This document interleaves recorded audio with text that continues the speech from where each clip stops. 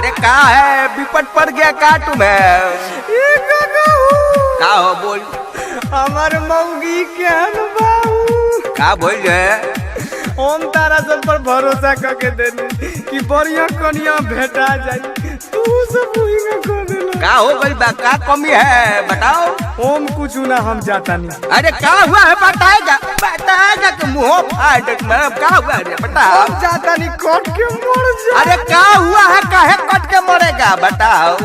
मुंह चक्कर दांत लगे ट्रैक्टर के पार हो बा। अरे तो तुम्हारा तो भी दांत गिरा गया, गुटखा खा गया, उसको बोलता है ट्रैक्टर का फाड़। मार के फाड़ देंगे तेरा कपार कहीं का।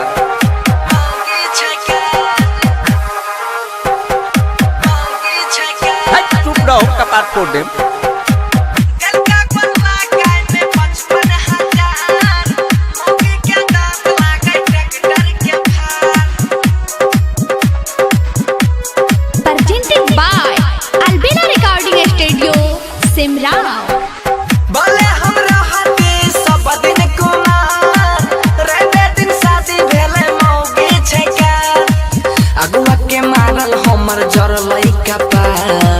मौगी के दांत लागे ट्रैक्टर के फाड़। भले हम रहती सब दिन कुमार, मौगी के दांत लागे ट्रैक्टर के फाड़। सज धज के रहे भले के तनो तैयार, नीचा से नीमन लागे ऊपर बेकार। चाहे लगा दे मोठा लाली छटादार, नीमन ना लागे एकर सोरहो सिंगार।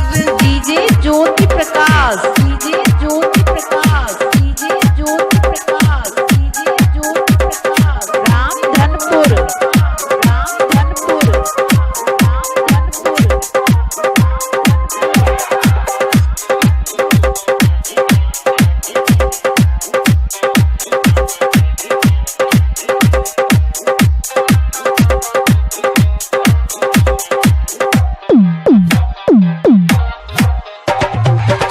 छोटगर यहाँ खिला गए मटगर मटगर खिला।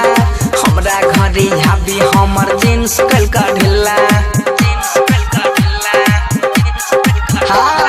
छोटगर यहाँ खिला गए मटगर मटगर खिला। हमरा घरी हाबी हमर जींस कल का ढिल्ला। ससुर के बेटी छिए बड़की खेला, ये करता दांत लागे ट्रैक्टर के फाड़। एकरे चिंता में हमरा लगलै बोखार, साड़ी न पिन्हे खोजे सूट सलवार। भले हमरा हाथी सब दिन कुमार, रहे दिन शादी भेले मौगी छकार।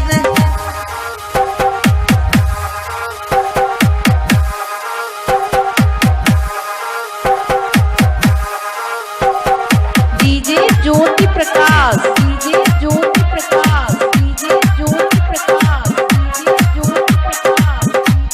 Presented by Albina Recording Studio, Simrao। रानिया के नाम छिए धनिया मरटिया, तबो एकरा मानल करते मदन पशुपतिया।